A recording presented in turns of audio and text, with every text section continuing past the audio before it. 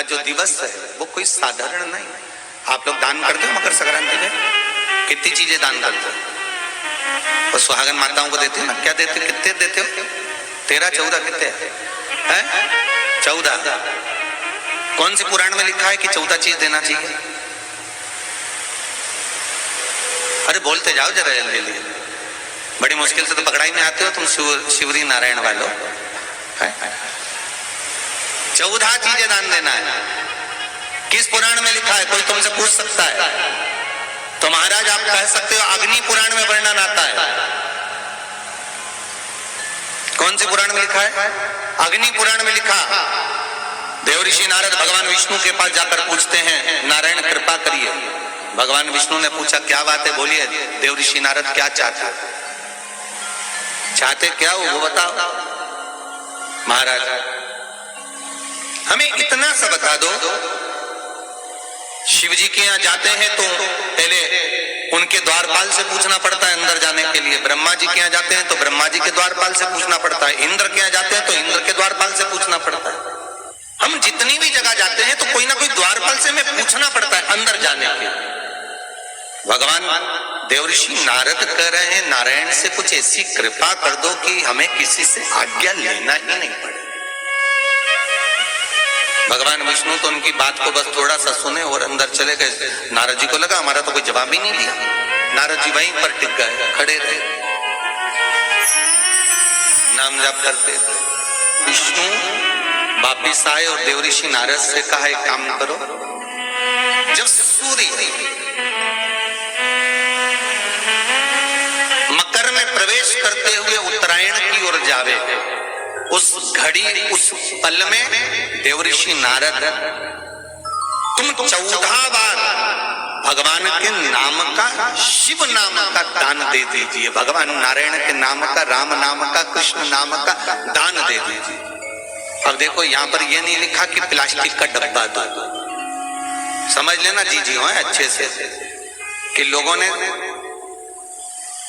दान को कितना भ्रष्ट कर दिया वो बताया जा रहा है। अग्नि पुराण में यह नहीं लिखा कि तुम प्लास्टिक की चाय की चन्नी दो 14, बाल्टी दो 14, या प्लास्टिक का डब्बा दो 14।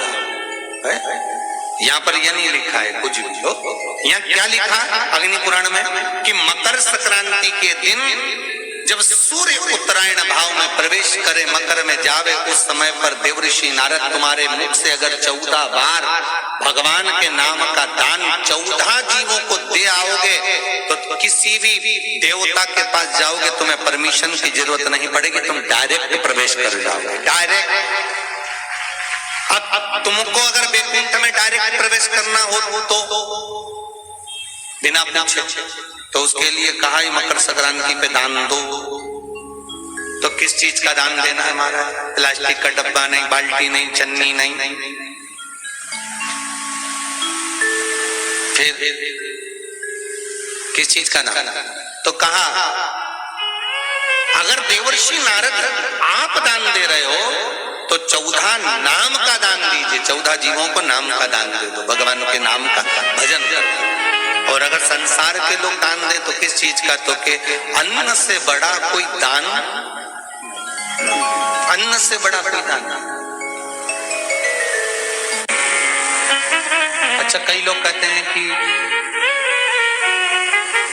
सूर्य की उत्तरायण का क्रम है, ये क्रम है, ये पूजन का क्रम है, तिल्ली के लड्डू का क्रम है, लड्डू बना लो तिल्ली का, इसका क्रम है। पर अगर स्कंद पुराण उठाओ तो स्कंद पुराण में अगर मकर संक्रांति के क्रम को यदि पढ़ोगे तो मालूम पड़ेगा कि पूरे वर्ष में एक दिन ऐसा था जिस दिन भगवान शिव और नारायण ये दोनों, इसलिए आज भी हिंदू धर्म में गुड़ के लड्डू तिल्ली के साथ मिलाते हैं। क्यों? उसका कारण कि शंकर और नारायण ये दोनों एक ही दिन, एक ही पल गंगा का स्नान करने के लिए जाते। एक भगवान शिव, देखिए कितना कितना हमारे हिंदू धर्म में एक एक तिथि का, एक एक बार का एक एक महत्व है, उसको समझिए। माता लक्ष्मी भगवान नारायण और भगवान शिव को स्नान के लिए गुप्त रूप से झांकती है, तो भगवान विष्णु ने तिरछी दृष्टि में माता लक्ष्मी को देखा, तिरछी दृष्टि। तो माता लक्ष्मी को देखकर भगवान विष्णु शिव जी को देखे तो शंकर भगवान ने कहा, नारायण हमने देख लिया महारानी लक्ष्मी झांक रही है, हमने वर दे दिया कि लक्ष्मी का एक नाम गुप्त लक्ष्मी रहेगा, कि छुपी रहेगी। और आज मकर संक्रांति के दिन नारायण और शिव का दर्शन इस लक्ष्मी ने करा है। पर जो गुप्त लक्ष्मी का दान दे देगा उसके घर में कभी कोई बड़ी बीमारी प्रवेश नहीं करेगी। कैंसर जैसा रोग, किडनी और लीवर का रोग नहीं हो सकता। आज भी नियम है कि मकर संक्रांति के दिन एक लड्डू बनाया जाता है गुड़ और तिल्ली का, उसमें 1 का सिक्का 2 का सिक्का या कोई लक्ष्मी उसमें फंसा दी जाती है और लड्डू को पैक कर कर किसी मंदिर में टांग दे दिया जाता है। उसको कहते हैं गुप्त लक्ष्मी, जिससे घर में कोई बड़ी बीमारी प्रवेश नहीं, वो केवल मकर संक्रांति को ही होता है। कहते हैं मकर संक्रांति है